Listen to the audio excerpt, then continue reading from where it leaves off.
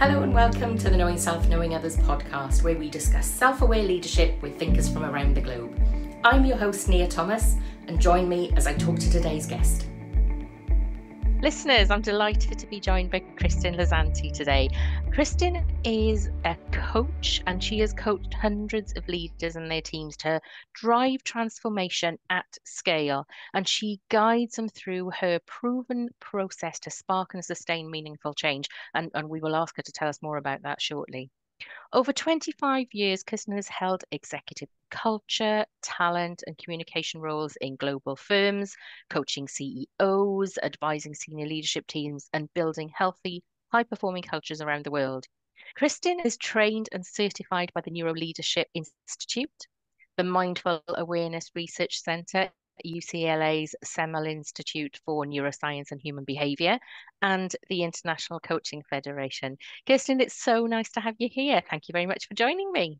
I'm delighted to be with you, Nia. I've been listening to your podcast and I'm a fan of your work. So I'm looking forward to this conversation. Oh, that's wonderful. Thank you very much for that.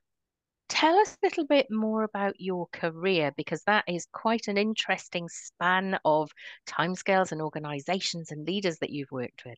It has been a wonderful career with stages, certainly. I think if I had to sum it all up in one word, it would be change. I have, not only because I've had changes throughout the course of my career, but my career really has focused on bringing change forward. So I started out in marketing and communications, working on social awareness and public education campaigns. So raising awareness of mental health, the importance of nutrition, early childhood development, as well as voter registration here in the States. So working on a lot of causes that were near and dear to my heart, deeply rewarding work, as you might imagine. But after some time, even though I was writing messaging platforms and training spokespeople, I was starting to feel removed from the people that I was serving, and I was craving more intimacy with the change that I was working toward. So I had the good fortune of being able to make a change within an organization that I was working in at the time. It was going through a tremendous amount of change itself. They had just been acquired, and navigating that change and bringing people along with it became a big part of my role. So I made a shift into operational leadership, leading a few moves later, leading the HR and people team at that organization's corporate parent company. And then moving into head of culture roles in global firms from there. And then just 18 months ago, went out on my own to take the lessons that I've learned about change and leading change at scale into coaching leaders and leadership teams on how to do the same in their organizations. Tell us a bit more about culture, because culture is such an all-encompassing word and it can mean so many different things to different people. When you say you were leading culture, what were you doing in that role? This is a beautiful question, because I think that understanding what culture is and how we work with it is critical for today's complex organizations, and also still very misunderstood. I think typically when people think about culture, they might think about going down to the pub for a pint after work, or, how often do we get together in the office in person? But I think and talk about culture as something much more complex and much more embedded within the fabric of the organization. I think about culture as the complex ecosystem within your organization that sustains your organizational performance or doesn't, right? Depending on how healthy that culture is. So if we think about a coral reef, right? What are all of the conditions that need to be attended to and calibrated in order to sustain the growth and the health of that ecosystem? That's how we can think about culture. When it came to my role in a chief culture officer position, I looked at the ecosystem I was in and I said, what's my highest leverage point here to really create the conditions for this ecosystem to be healthy and high performing? And it comes down to the leaders. The leaders are the ones in any ecosystem who set the conditions of the water, if you will, to continue our coral reef metaphor. They're setting the conditions. Is it too hot? Is it too cold? Is the water moving enough in order to kind of keep things dynamic and generating results? So working with the leaders as a coach, training them on some of the core competencies of transformational leadership, first and foremost being your specialty, self-awareness. How do we help leaders develop their own self-awareness so that they can show up understanding the impact they're having on the ecosystem around them?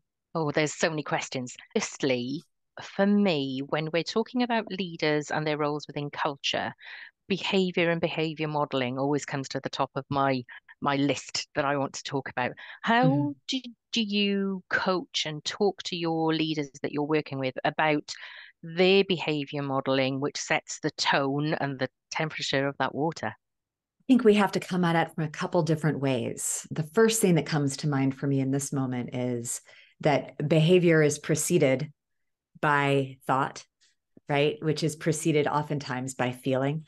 So helping leaders understand what are the thoughts and feelings that are maybe spurring them to action and to behavior. And then because I say sometimes preceded by, because so much of our behavior is, of course, habitual, right? We have learned ways of showing up, mostly probably to keep us safe, but some of which we've, come to believe are what make us effective as leaders.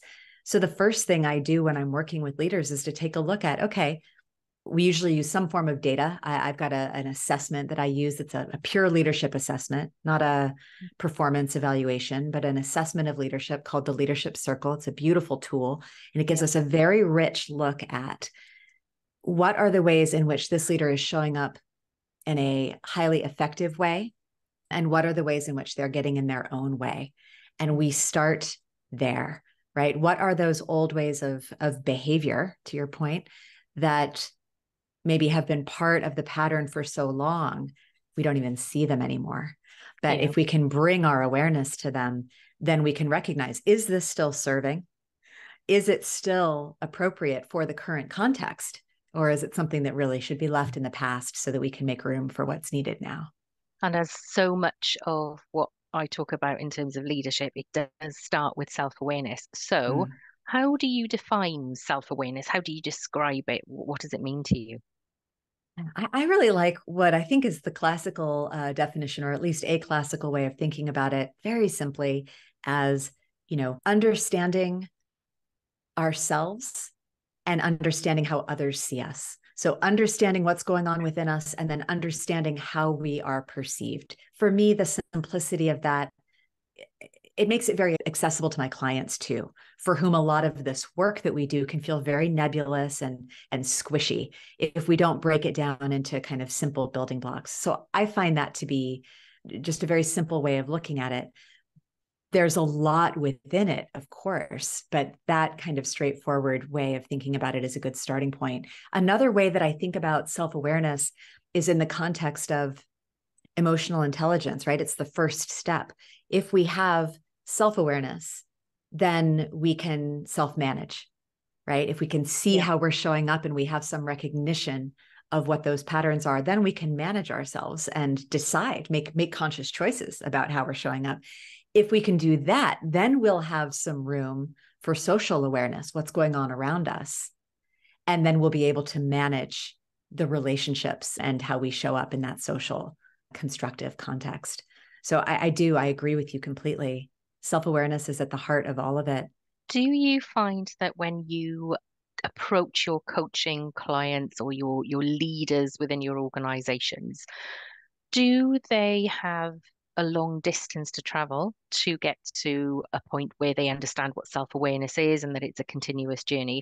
Or do you find that people are already partway on that journey and they're already with you as you talk about how they need to understand themselves more, become more aware of who they are and what they think? I would say, in my experience, it's a broad spectrum. Some folks, particularly those who come enthusiastically into coaching, are hungry to understand themselves better and eager to grow in that particular way of doing that deep personal transformation work that really elevates their leadership. And they know that conceptually and they're ready for it experientially. Other leaders come to coaching with me in particular because they are navigating some form of change or transformation in their organizations or in their careers. And they have found out the hard way as so many of us do, that what used to work for us is no longer working so well, and that maybe our old patterns are starting to let us down. And so they may be a little bit further away. They may have a little bit more distance from that notion of working on myself. They may still come into coaching saying, well, the problem's with my team. And so we can actually help them kind of back into self-awareness, I think, by starting where they are. What are your business objectives? What is it that you're here to do? Okay, where is that getting tripped up?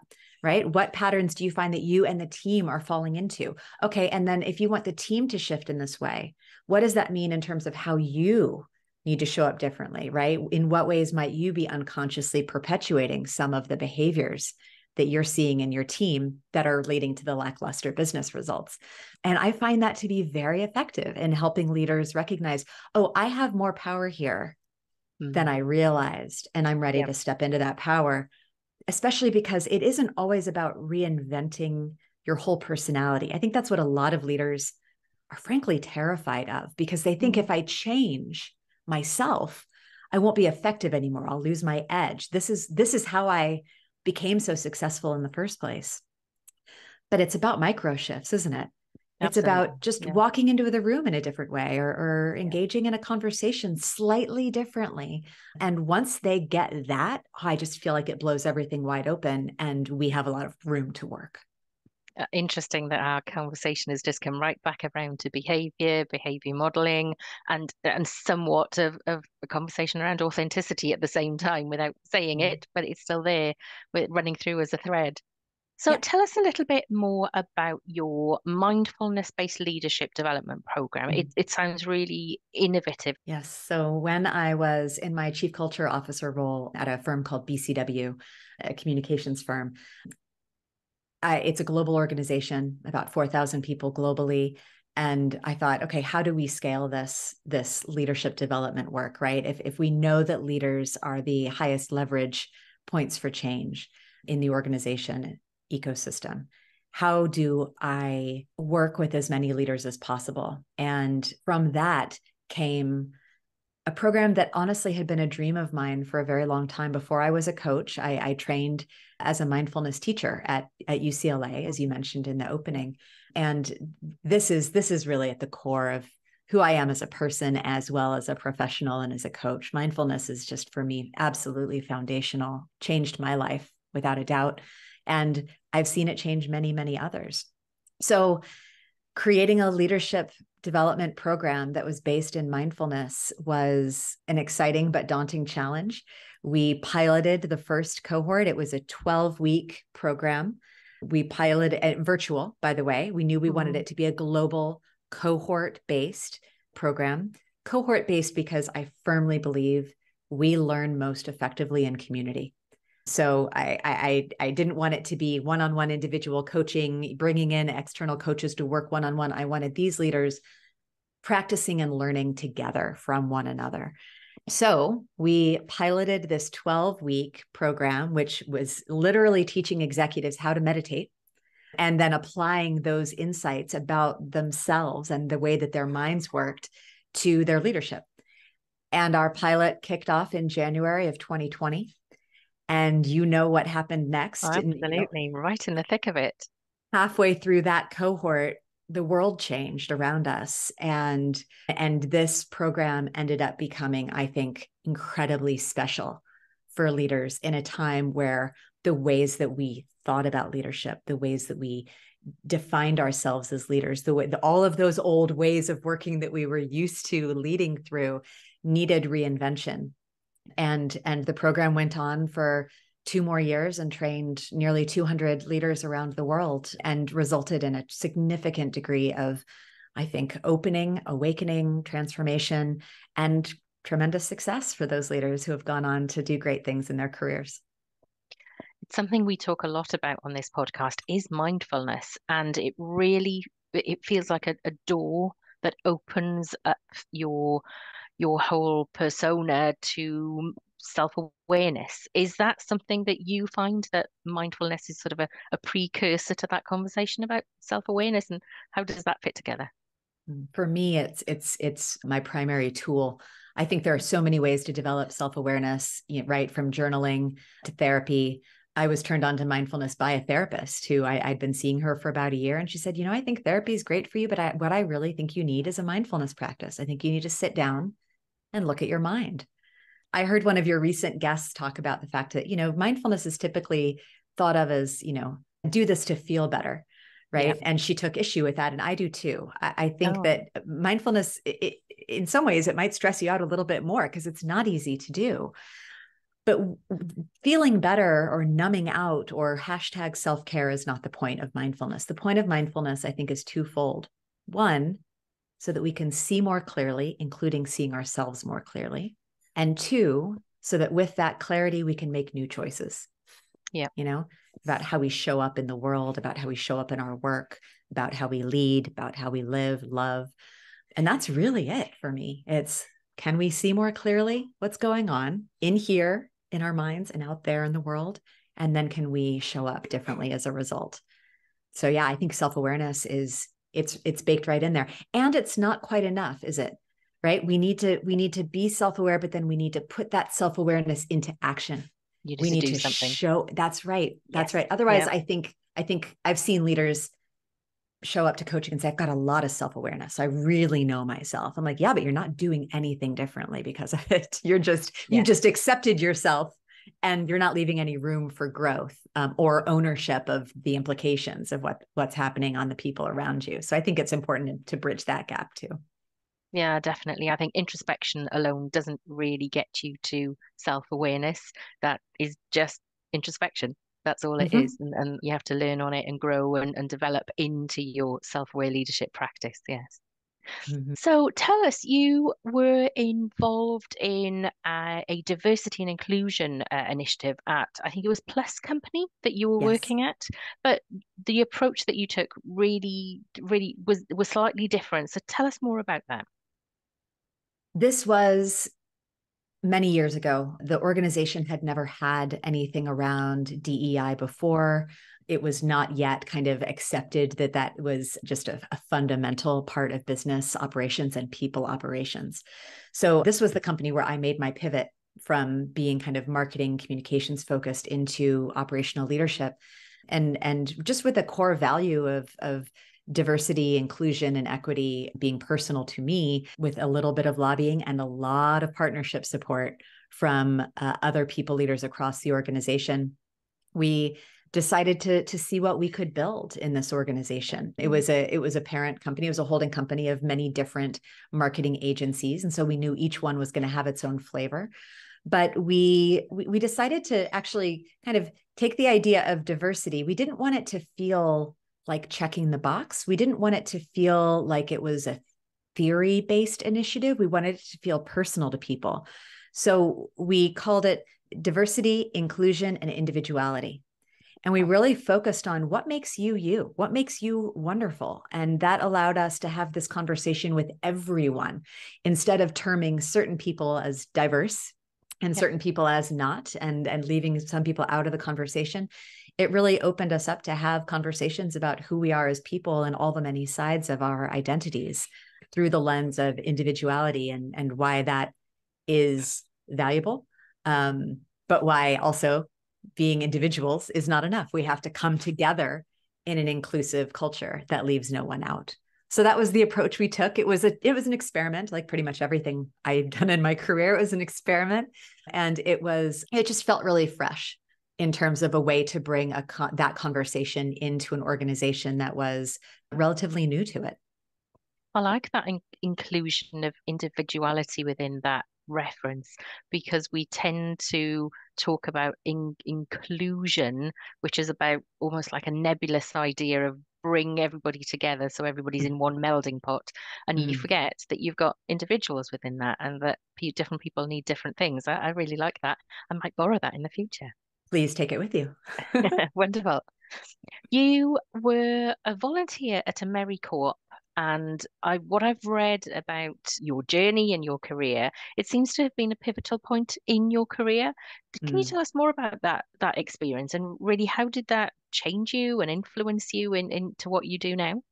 Definitely. AmeriCorps, for those who aren't in the States, is a volunteer organization. So most people who volunteer with AmeriCorps will do it maybe in their early 20s, maybe fresh out of university. That was in my case. So I was an English literature major. My plan was to become an English literature professor. I was going to go to grad school and teach early 20th century American poetry. So I took a year off, volunteered with AmeriCorps, and fell in love with service. That role was, I was placed in a public health agency just south of San Francisco. I taught sexual health education to high school students in underserved areas. And I think it was a real awakening for me in terms of my passion of working with people, of teaching, yes, but of really helping people see themselves and their choices and feeling empowered to make their own choices for themselves. And I never looked back. I never made it to grad school. That started my career in change. And I always say it was the best job I've ever had and probably will ever have. Although I'm pretty happy with my job now. I wouldn't be here without that role and that opportunity. Oh, interesting. Yes, and it's sometimes you have these big master plans when you're younger, but actually the world has got different ideas for you. And I guess staying open to following that current, right? And listening to those signals from the world and also from within has been a big part of my journey. Tell us a little bit about your Radiant Leaders community. And to start with, what is a Radiant Leader? Oh, I'm so glad you asked. I could talk about this all day. Let's hope it doesn't take up the rest of our conversation. Okay, what is a radiant leader? That's an excellent question. I think everyone in the Radiant Leader community would answer that differently. So I'll offer you the way I think about it. I use the word radiant in my work. We talk about radiant change being the opposite of linear change. So one of the courses I teach called Agents of Radiant Change is all about really shifting our relationship to change from thinking that change is an A to B journey, right? Like, at point A, we see that change is needed. And so someone writes a smart plan and then we deliver that plan. And then, in very short order, we make a small jump to point B and change is delivered and mission accomplished and everyone feels great about it. And we move on with life. Of course, that's never happened once in the course of human existence, right? So radiant change is really about this idea that change is always happening around us and it's always emanating out from us. As a radiant leader, I think it comes back to where you were talking about earlier, change coming from within, right? Through self-awareness and then opening up to new behaviors and then opening up to new patterns and influencing the ecosystems around us. And as well as maybe some of the structures and systems that we design in our businesses and in our organizations. So radiant leader is someone who understands that they're not just here on a transactional basis. They're not just here to deliver value in terms of dollars. They're not just managing their company on a spreadsheet. They understand that they have a responsibility to lead with vision and to really engage everyone around them in bringing that vision forward. And that the way that we do that is from the inside out. So that's a radiant leader. If we think about radiant, we almost need to think about that circle. And I suppose within my definition of self-aware leadership, there is the impact that you have on others, and you need to be aware of that impact. So I think there is commonality with your definition of radiant leadership there. Absolutely. And if you look at my organizational logo, it's that little circle and then the bigger circle and the bigger circle. And that's that notion of radiance that I think when we start to make those micro shifts in ourselves, everything around us can change. We don't even have to force it. We don't even have to make it happen per se. Us changing means the world around us changes. That's just the nature of how interdependent, interconnected we all are. Yep. So I couldn't agree with you more. Now, in that notion of interdependence, this is where the Radiant Leader community, I think, becomes really vital. I would love to hear your thoughts on this, Nia. In my experience, being a leader, period, is lonely, awfully lonely. The higher up you go, the lonelier I think it gets.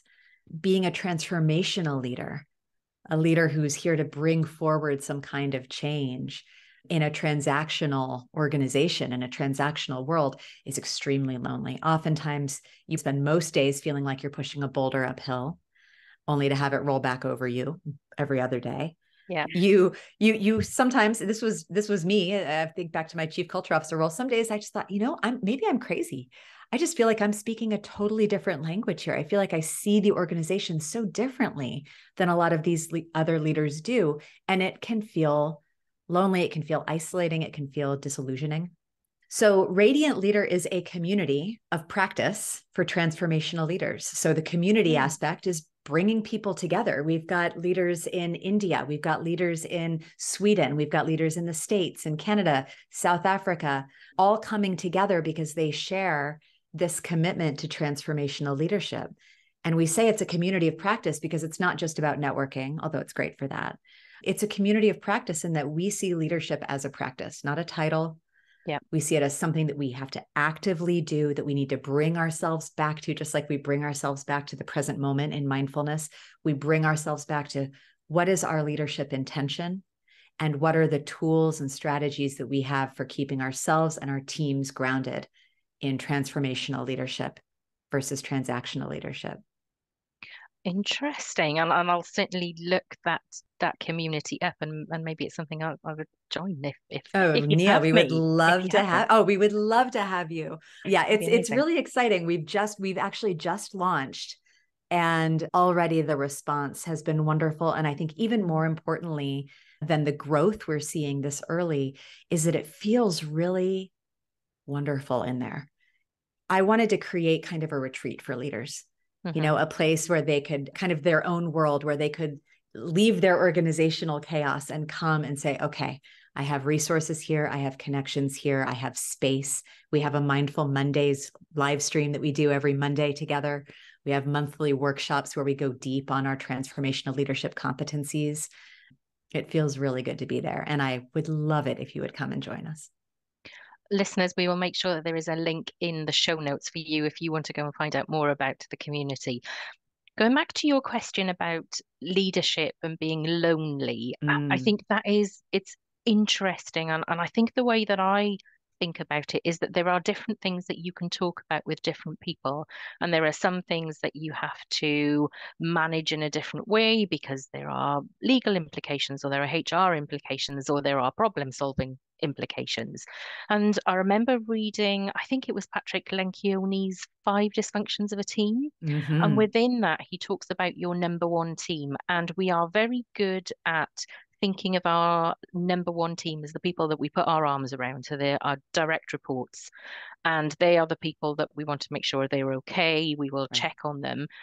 And in his book, what he says is that actually that isn't your team. Your team are the people to your left and to your right.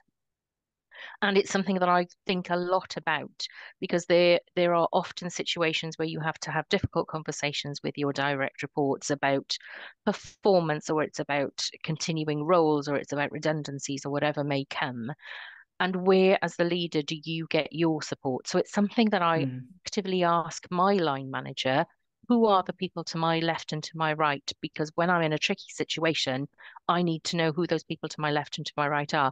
And maybe, as you're saying, if you don't have those people to your left and right, you need this kind of community. So, leaders, if you are listening, then maybe this is where you need to go to get that support to your left and to your right when it's not appropriate for you to be having your conversations with direct reports, or you want to test something out before you check it out with your line managers. Go to your left and to your right, and maybe you need to go towards the Radiant Leaders community to get that support. I'm so glad that you brought in that notion of who is your one team, who's your number one team. I think that you're absolutely right. People will see their direct reports as their team. And then what that I often find inadvertently does is it sets them up in competition with their peers, their colleagues, right? Yeah. My team versus your team, who's getting the more resources, my territory versus your territory. And that in and of itself can be isolating, can be inflammatory in terms of the ecosystem, as well as your own personal health. But if we're prioritizing building community in our teams, and this is a big part of what I do in my coaching work, I don't often coach individual leaders on their own. It's usually I'm coaching an individual leader in the context of a team coaching initiative because the system matters so much, right? and building trust, which is Lencioni's right first level of the pyramid, first behavior, is if we can build trust there and build community, then we can get out of this notion of leadership being a solo sport, which I don't think is serving anybody. It's certainly not serving our people, certainly not serving our bottom lines, because we're competing with one another within an organization. It makes no sense. I think you're absolutely right. And maybe that is something that harks back to the industrial paradigm, and maybe we're moving out of that. But I definitely don't think we're there yet. I think you're right. I think it definitely comes from the industrial paradigm. I would go back to the Enlightenment. I blame Descartes. Okay. I blame Descartes for a lot of what's wrong with business today, because I think that the hyper rationalist, like everything can be broken down and understood, right, in these very kind of clear-cut distinctions, seeing the organization as a machine that and the only things that matter are the things that can be measured. These kinds of fallacies, these kinds of thinking really, I think, betray the complexity and the humanity of our organizations. And they stifle our ability to lead effectively. So if you want to blame anybody, I would say go back to the Enlightenment and have a few words with, I think, therefore I am. Yes, I think you're right. Yes, organizations are no longer machines. They are moving towards a humanization of an organization and as an organic entity, and bringing us right back to individuals. That's right. You mentioned the Radiant Resources Library and on-demand courses. Tell us a little bit more about that, because as you said, the community itself is new. So maybe people haven't heard about this and don't know how to access it. Yeah, beautiful. So within the Radiant Leader community, we have a treasure trove of resources for leaders that really dig into each of what I call the 10 truths of radiant change, which I think are kind of fundamental pillars of transformational leadership. If we want to lead change in our organizations or in our communities or our societies, we need to shift our relationship to change, as we talked about before. These resources offer practical tools and also personal practices for how to do that, for how to bring change forward in a way that really does come from within and is sustainable, not just a flash in the pan, as so many change initiatives are. Then the on-demand courses. I'm actually really excited about this. We're about to launch our first one within Radiant Leader, that mindful leadership program we were talking about just a few moments ago that I launched back at BCW. I've retooled it. It's taking a different shape. It's, I think, going to be even stronger in a lot of ways, but we are launching it this quarter, our first cohort of, we're calling it Momentum, moment being a key part of that word. And we are going to be doing intensive mindfulness-based leadership development right there within the Radiant Leader community. So members will be able to opt in when they feel ready to kind of go to that deeper level and to do that intensive work. Amazing. Good luck with your new course. Thank you. Within your leadership, you talk about surfing the curve, and you talk about this particularly around complexity, volatility, and resistance. And I'm guessing as part of your course, you're going to help leaders to surf that curve. Well, what do you mean by surfing the curve? Oh, yeah. So talking about the change curve and the fact that since it's not linear, as we talked about before, there's always that dip. Right? There's always the dip in the change curve. There's always the resistance that meets the progress or that meets the vision. And typically when we find ourselves in that dip, the mind tells us the change is impossible, it can't happen, or the plan isn't good enough, or most often we're not good enough. We're not the person who can make this happen. So a big part of my work with leaders who are leading some kind of change is teaching them how to surf that curve, teaching them how to expect resistance to change. It's going to happen. It's going to be part of it. And if you've made progress, expect backlash, because that's the system's response, right? That's what happens when we move something forward, is that there's an energy that's kind of pushing back. It doesn't mean anything's wrong. It means you're making progress. So expecting that to be the case.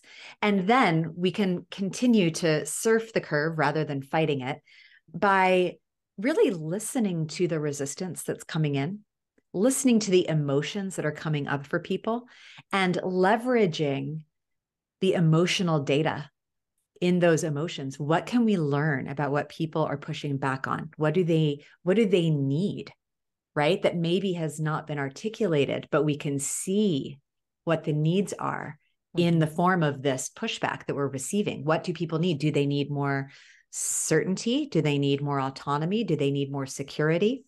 Do they need a greater sense of connectedness and respect?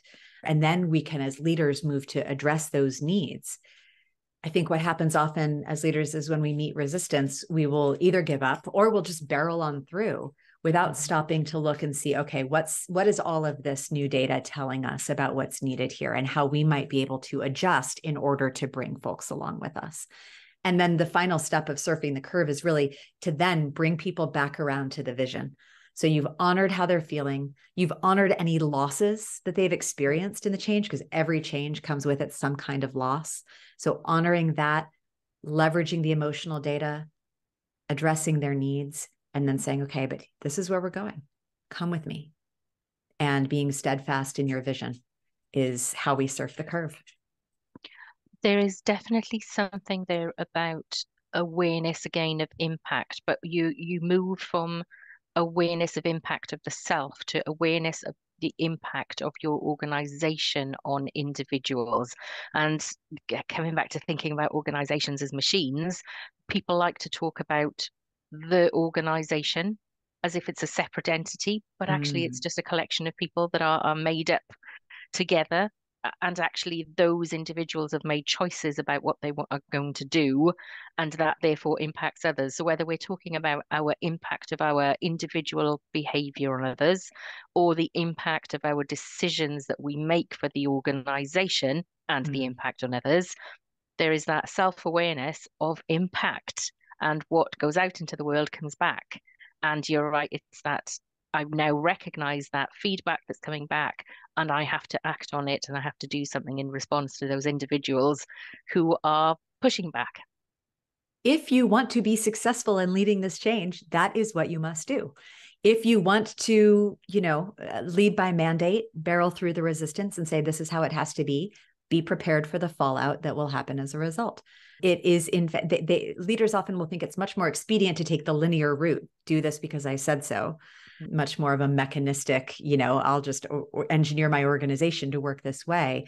But the friction it causes in the system and the lost time, energy, and emotional strain, including probably turnover and good people leaving the organization, the costs are just too high.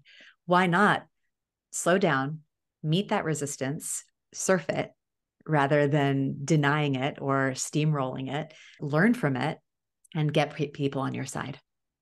Strategic level disconnect was something that came out in my research, and inclusive decision making is a mitigator against that. And that feeds directly into the conversation we've just had. It all fits together like a jigsaw. It really certainly does. Yep. You are referred to as a Jedi, a loving warrior, and a magician. What does all of that mean? I have no idea.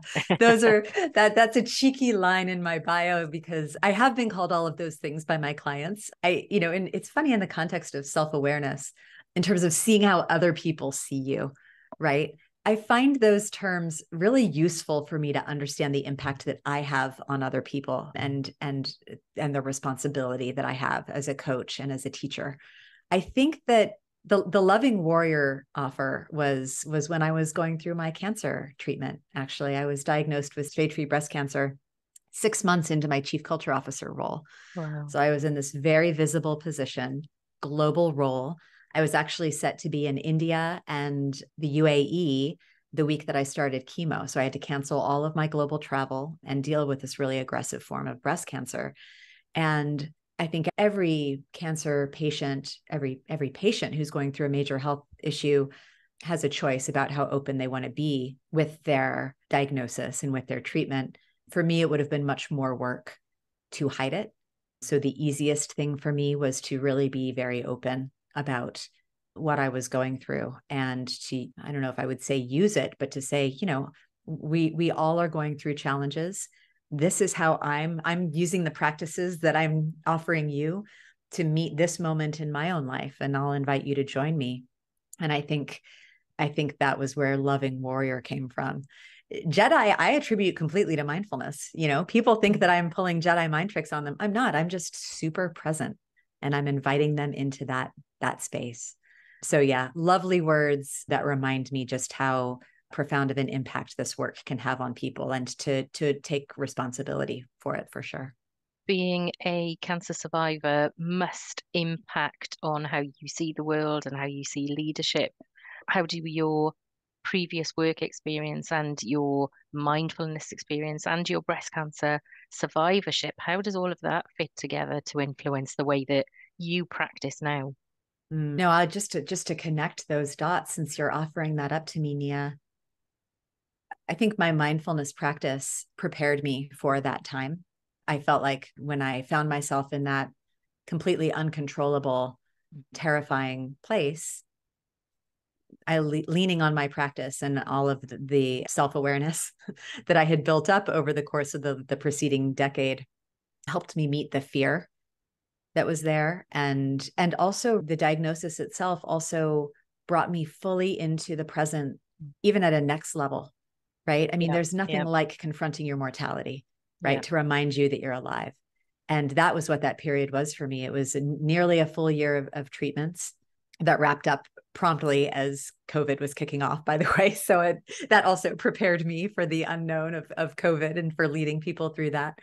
But I think I don't take a single thing for granted. It was a very difficult time, but it was a very special time.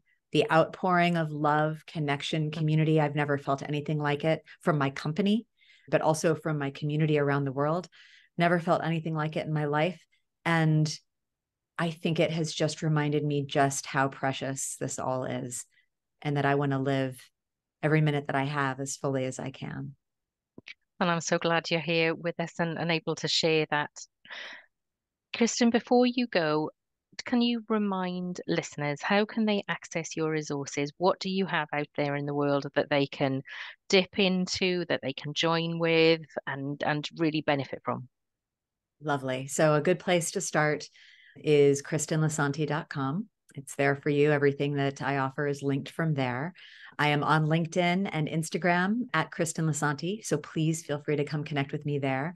Although if you'd like the shortcut, go ahead and jump over to radiantleader.co. It is linked from my website, but you can jump right in there, and there's a landing page that'll give you a rich description of what this community is, who it's for. I'm willing to bet that if you're listening to this podcast, this community is for you. There's just so much alignment between the work that we do, and you can find us at radiantleader.co. Amazing. I'll make sure that all of those links are in the show notes for you listeners. And for listeners who like listening on YouTube or watching on YouTube, you will have the joy of seeing Kristen's little dog walking around in the background. So tell us, what's your dog called? That's Mo. Mo. And Mo is about to turn 15 years old. Oh, and amazing. He is my shadow. He's with me all the time. So he made a cameo yesterday on a training with a bank's executive team, and they were oohing and awing over him. He's very popular in the community. I imagine.